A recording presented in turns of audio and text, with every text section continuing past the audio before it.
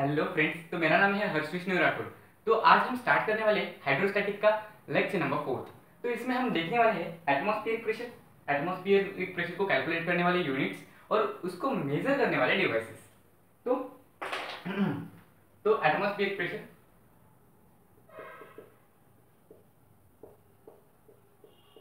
Atmospheric pressure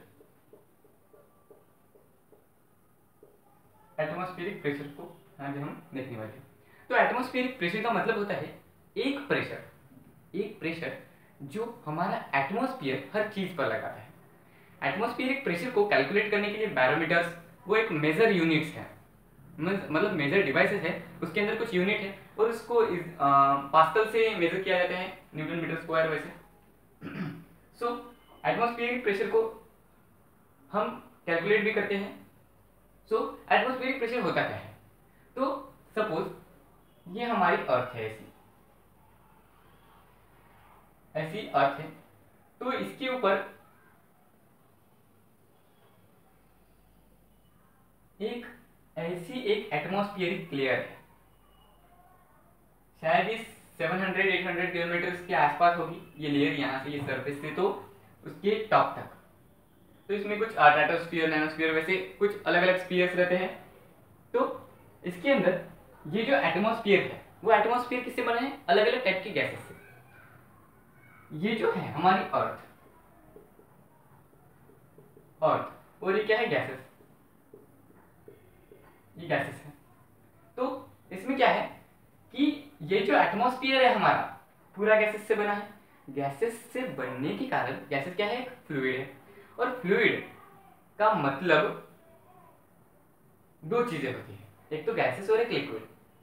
so fluid में property है कि वो हर एक डायरेक्शन में फोर्स लगाते हैं, एक प्रेशर लगाते हैं। सो लिक्विड भी अगर किसी कंटेनर में है तो उस कंटेनर की सरफेस, जो भी अंदर का सरफेस है उसका सर्कमफरेंस कंटेनर का, तो उसको उसके सब डायरेक्शन पर एक फोर्स लगता है, उस कंटेनर पर भी एक फोर्स लगता है। तो वैसे ही गैसेस भी एक फ्लूइड है, फ्लो कर सकते हैं। सो ये गैसेस भी अपने किसी ऑब्जेक्ट पर, किसी चीज पर फोर्स लगाते हैं, वो खुद पर भी फोर्स लगाते हैं कुछ। और ये जो अर्थ है, अर्थ को सराउंडेड है गैसेस, तो ये गैसेस क्या करेगी? सब डायरेक्शन में तो फोर्स लगाएंगी, तो फिर ये ग्रेविटेशनल फोर्स के कारण ही नीचे, ज्यादातर फोर्स नीचे लगाती है,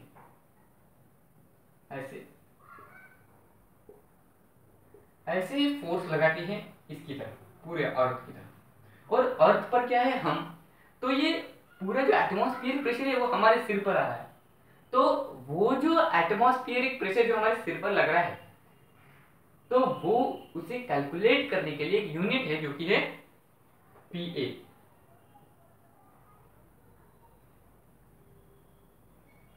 पर्सनल असिस्टेंट नहीं है पीए का मतलब। पीए का मतलब है पास्कल।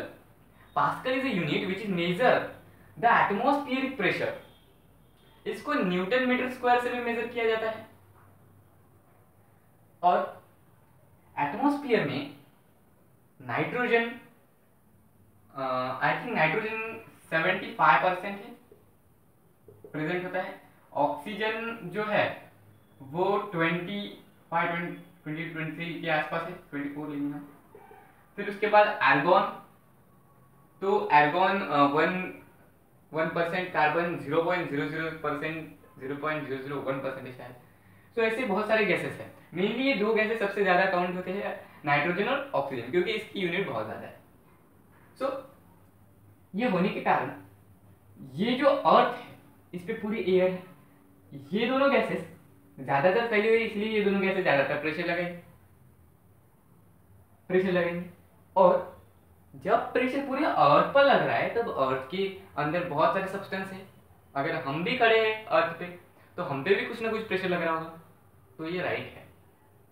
और आपको पता होगा, हमने पहले के लेक्चर में, लेक्चर नंबर 3 में देखा था कि जो प्रेशर लगता है फ्लूइड के कारण, तो वो प्रोपोर्शनल होता है। Pressure is proportional to height. मतलब फ्लूइड में, हाँ मैं फ्लूइड की बात कर रहा, दूसरे अगर ऑब्जेक्ट का प्रेशर वो अलग हो सकता है, पर फ्लूइड के प्रेशर में प्रेशर प्रोपोर्शनल होता है हाइट के। जब उसकी हाइट बढ़ती है किसी फ्लूइड की, तब उसका प्रेशर बढ़ता है। तो इसकी हाइट तो बहुत ज्यादा है, 700 800 किलोमीटर, तो इसका प्रेशर बहुत से भी ज्यादा होगा, बहुत से भी बहुत ज्यादा होगा। ठीक है, प्रेशर बहुत ज्यादा है हमारे ऊपर, अभी प्रेशर बहुत ज्यादा है, एटमॉस्फेयर जो हम पे प्रेशर दे रहा है वो बहुत ज्यादा है, फिर हम पूरे फट क्यों नहीं जाते, इतना प्रेशर है। तो हमारे अंदर एक सर्कुलेशन चल रहा है, ब्लड सर्कुलेशन, और उस सर्कुलेशन का प्रेशर वो जो सर्कुलेशन है वो भी बॉडी को बाहर की तरफ एक प्रेशर दे रहे है, वो जो ब्लड है वो बॉडी को एक बाहर की तरफ प्रेशर दे रही है। ये जो बॉडी को इस बाहर की तरफ प्रेशर देगी और जो एटमॉस्फेयर अंदर की तरफ प्रेशर देगा, वो दोनों इक्वल है, वो दोनों इक्वल है, इसलिए वो बैलेंस फोर्स है। वो दोनों प्रेशर एक दूसरे को काट देते हैं, इसलिए हमको फील नहीं होता कि कोई प्रेशर एटमॉस्फेयर का हम पर है करके। और जब आप कभी हिल स्टेशन कहीं पर ऊंचे पहाड़ों पर जाते हैं तो आपको कुछ स्वेटिंग जैसा महसूस होता है, आपके बहुत ज्यादा ऊपर जाने के कारण आपके कानों में से और नाक में से खून निकलने लगता है। क्यों? क्योंकि जब हम बहुत ऊंचाई पर जाते हैं, सपोज माउंट एवरेस्ट पर, ऐसे तो नहीं गए जाते पर एक एग्जांपल, जब हम माउंट एवरेस्ट पर जाएंगे तब वहां पर जो हाइट होगी एटमॉस्फेरिक प्रेशर, तब हाइट हमारी कम हो जाएगी एटमॉस्फेयर से। सपोज ये जो ग्राउंड लेवल है, यहाँ पर हम हैं, यहाँ पर ये एटमॉस्फेयर ये यहाँ पर है, तो ये हमको यहाँ पर फोर्स लगाया है कुछ ना कुछ, वो इक्वल है, हमारी बॉडी मेंटेन कर रही है क्योंकि ब्लड सर्कुलेशन के कारण। पर जब हम किसी माउंटेन पर जाते हैं, ऐसे कोई माउंटेन है और यहाँ पर है, तो ये जो प्रेशर था इक्वल है, पर यहाँ पर प्रेशर कम है क्योंकि इसका हाइट बहुत कम है। तो हाइट कम होने की वजह से वहां पर प्रेशर कम होगा, प्रेशर कम होने की वजह से ब्लड का प्रेशर तो उतना ही रहेगा। ब्लड का प्रेशर यहाँ पर बैलेंस हो रहा था, पर यहाँ पर अनबैलेंस है, यहाँ पर ब्लड का प्रेशर ज्यादा है। ब्लड का प्रेशर ज्यादा होने की वजह से हमें स्वेटिंग और कान में से या नाक में से खून निकल सकता है। सो ये एक डिसएडवांटेज है हमारे ब्लड सर्कुलेशन प्रेशर का।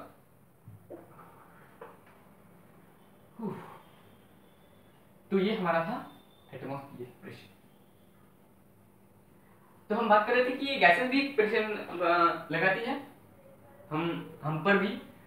तो आपको पता होगा, आपको पता चल गया, अभी मैंने बताया कि हमारे अंदर ब्लड सर्कुलेशन होता है, इसलिए हम मतलब हम पे फोर्स भले ही लग रहा है, एटमॉस्फेरिक प्रेशर का प्रेशर भले ही लग रहा है, पर हम फट नहीं जाए।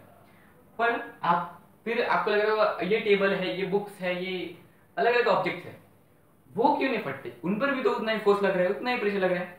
तो भाई साहब, तो जो ऑब्जेक्ट है,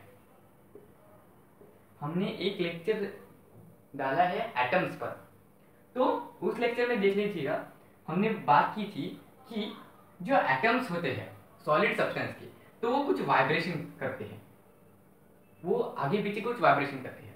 लिक्विड में वो उसका रिवॉल्यूशन करते हैं, तो अलग अलग वो इधर से उधर जा सकते हैं। पर सॉलिड में पार्टिकल्स वाइब्रेट करते हैं एक जगह पर, ऑसिलेटरी मोशंस। वो जो पार्टिकल्स है वो मोशन कर रहा है ऐसे, तो उस मोशन की वजह से एक एनर्जी क्रिएट होती है, वो एक फोर्स क्रिएट करता है ऐसे ऐसे कर करके ऐसे, तो वो हर एक पार्टिकल्स पर फोर्स करता है। और वो जो फोर्स है वो फोर्स बैलेंस हो जाता है एटमॉस्फेरिक प्रेशर के कारण। जो एटमॉस्फेयर फोर्स लगा रहा है, जितना प्रेशर लगा है नीचे, उतना ही सॉलिड का पार्टिकल ऐसे ऐसे मूव कर करके वाइब्रेट कर करके एक फोर्स जनरेट कर रहा है ऊपर की तरफ, तो वो दोनों फोर्स बैलेंस हो जाते हैं, इसलिए वो टेबल भी नहीं टूट पाता। सो ये था हमारा एटमॉस्फेरिक प्रेशर। तो अभी बात करेंगे बैरोमीटर्स के बारे में।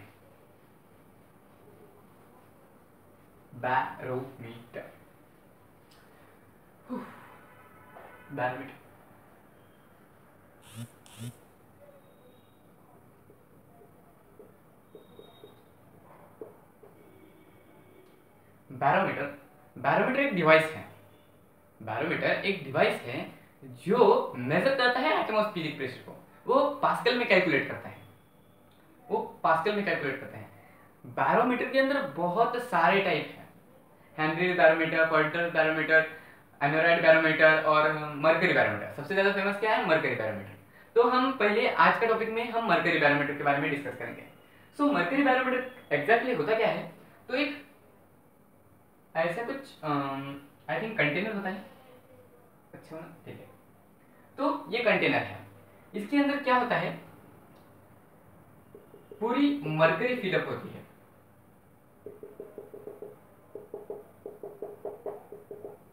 ये जो डॉट डॉट है, हम आप समझ लीजिए ये मरकरी है पूरी, ये मरकरी पूरी फिलअप होती है, इसको हम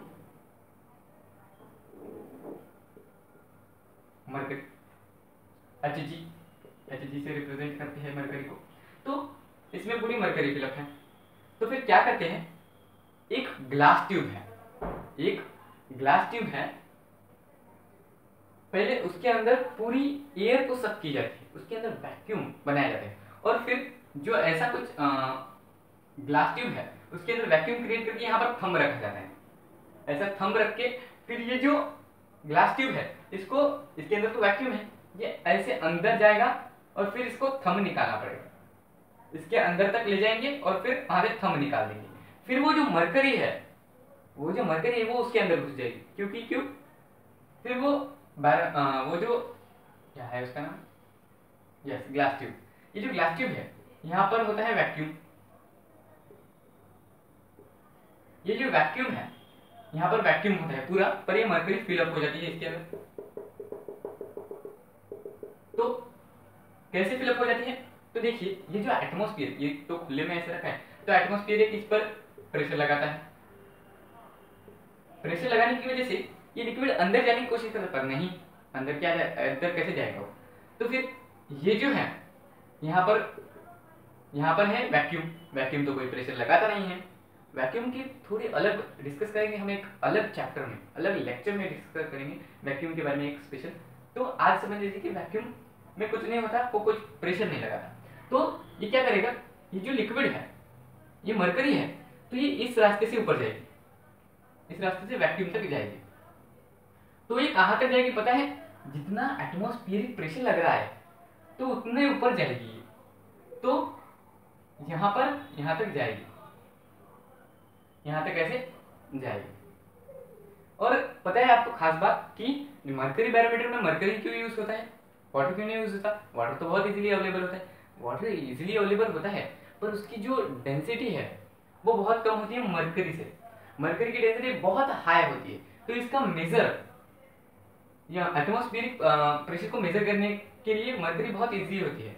जैसे अगर वाटर लेंगे तो इसके लिए ग्लास ट्यूब बहुत लंबी चाहिए, क्योंकि उस जो वाटर है वो बहुत ऊपर तक जाएगा, और ये मरकरी बहुत नीचे की, क्योंकि इसकी डेंसिटी बहुत कम है, मतलब ज्यादा है।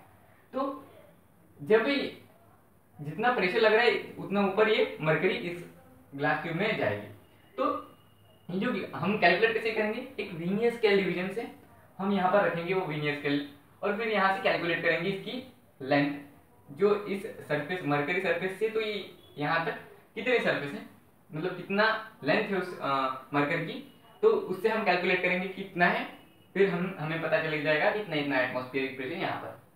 तो एटमॉस्फेरिक प्रेशर वेरीज करता है जगह पर, मतलब कहाँ पर डेंसर एयर है, कहाँ पर lower denser air. So thanks for watching this video. अगर आपको अच्छा लगा हो तो प्लीज लाइक कीजिए, शेयर कीजिए और सब्सक्राइब करना मत भूलिएगा।